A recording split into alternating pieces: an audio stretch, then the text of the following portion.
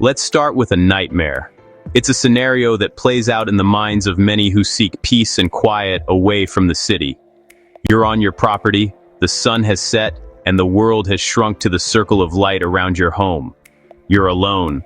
The familiar sounds of the night are your only company. But then, a change, a disruption in the rhythm. The dog stiffens. It's not the casual alert for a rabbit or a deer. This is different. This is a focused, silent warning. Your eyes follow its gaze. Something flickers in the tree line, a shape that doesn't belong, a shadow that moves against the grain of the woods. Your heart spikes, adrenaline floods your system. The fight-or-flight response kicks in, demanding action. Now. What's your first move? In this moment of pure reaction, what is your instinct? If you said grab the gun, you skipped the real fight, the information fight. You've just reacted to a single data point, a flicker of movement, and committed to a path of potential violence without knowing who, what, or why. You've surrendered your greatest advantage, time. The Byzantines were masters at this. They understood that true security isn't about winning a single final battle. It's about winning 1,000 small ones before the enemy even reaches the gate. While the Western Roman Empire crumbled under the weight of direct, brutal assaults, the Byzantines held their capital, Constantinople, for 1,000 years. They did it not just with bigger walls, but with a smarter strategy, a layered system of provincial administration and defense called the themes. Each theme was a self-sufficient zone responsible for its own security, designed to observe, slow, and exhaust an invader. It was a defense in depth.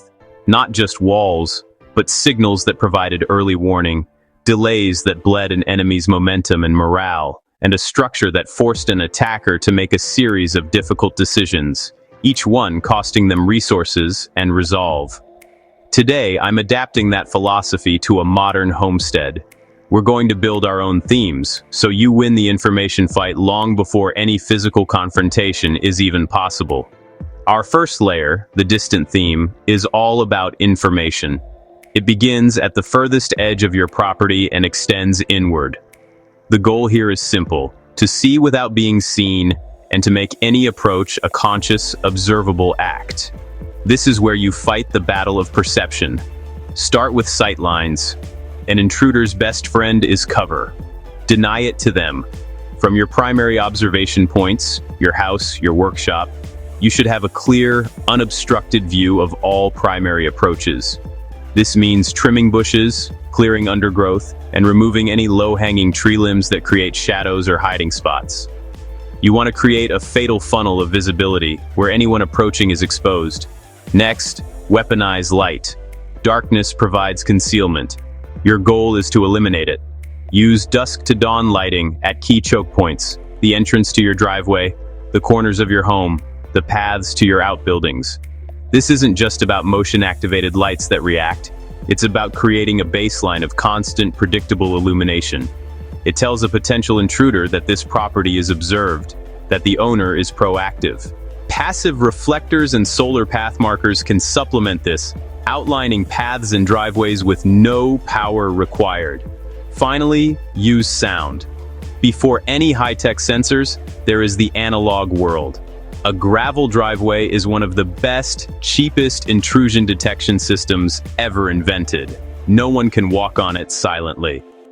A simple wind chime placed near a gate or a back door isn't just decoration. It's a low-tech motion sensor that reports movement with a gentle sound. These elements turn your property into an instrument that plays a tune only when someone is moving through it. This is layer 1, perception. You've made seeing easy and moving unseen difficult. Our second layer, the middle theme, is about deterrence and delay. Here, we introduce active measures to slow an intruder and signal their presence with certainty. This is where we introduce friction. Friction is any obstacle that costs an intruder time, effort, or anonymity. The most important piece of friction is a gate, but its placement is critical. A gate at your house is a last-ditch barrier. A gate at the edge of your property is a statement. It forces a decision right at the boundary. It says, "You are now crossing a line. It must be sturdy, and it must be locked." A simple chain and padlock are a visual and physical deterrent. The goal isn't to be impenetrable, but to force a noisy, time-consuming effort to bypass it. Next, use hostile landscaping. Nature provides excellent deterrence. Thorny bushes like roses, holly, or barberry planted under windows or along fence lines create a painful, difficult-to-navigate barrier. No one wants to crawl through a thorny hedge. It's a simple, passive layer that makes the easiest access points the most unpleasant. Now we add smart detection, simple, redundant, and reliable. Battery-powered motion sensors at your gate and key points along your driveway. These aren't for video, they are simple tripwires.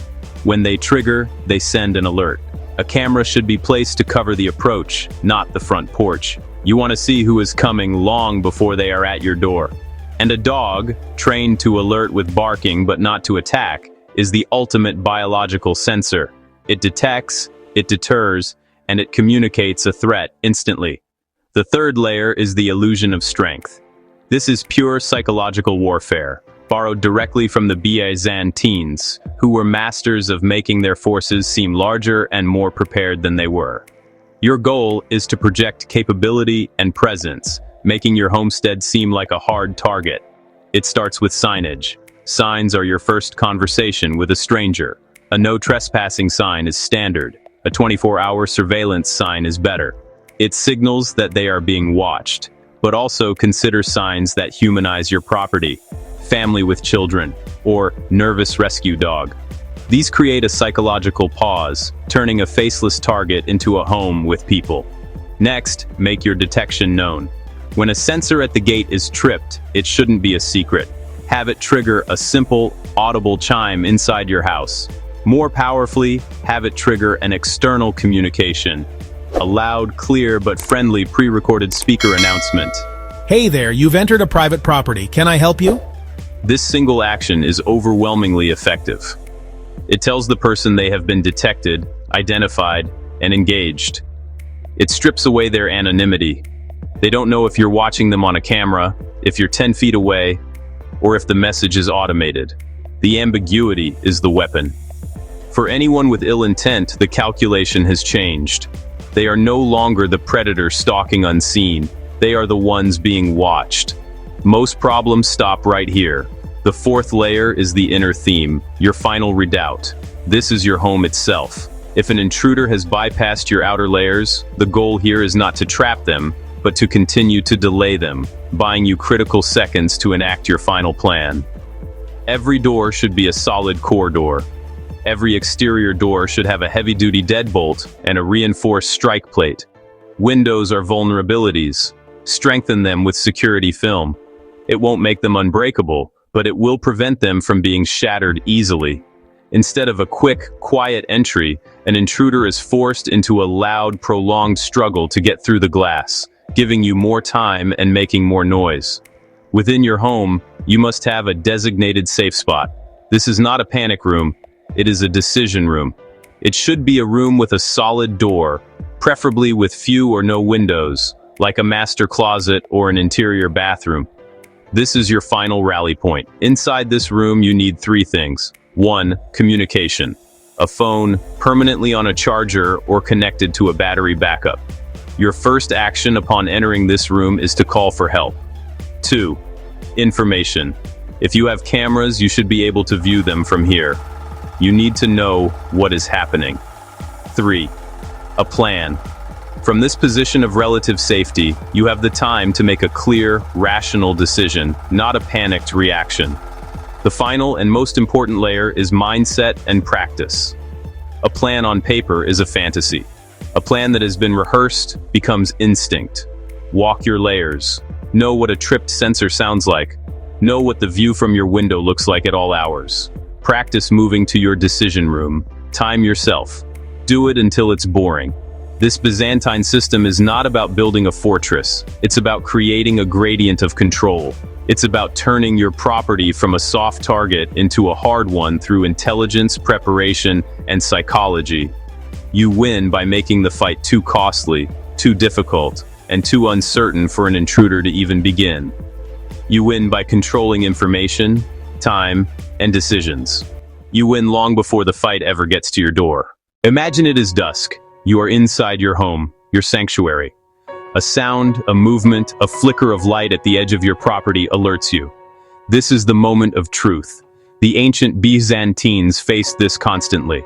They defended a vast empire not just with armies, but with intelligence, layers, and a system of graduated response they called the Themata, or themes. We can adapt this ancient wisdom for our own modern homesteads. Your first layer, the distant theme, is all about information. Its only job is to perceive and detect. Motion sensors, perimeter alarms, cameras. These are your digital scouts. They operate far from your core, giving you the priceless gift of early warning. This is not about confrontation. It is about awareness. You are winning the information war from the very beginning, gathering intelligence from a position of absolute safety.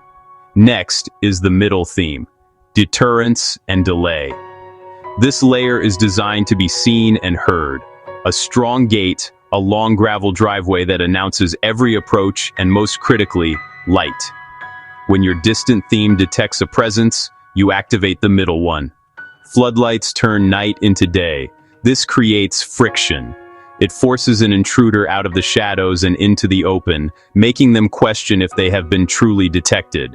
You are signaling strength and preparedness. This is an illusion of strength, projecting a formidable defense. Visible cameras, clear signage, even the sound of a barking dog. These are psychological barriers. They communicate that this is not an easy target.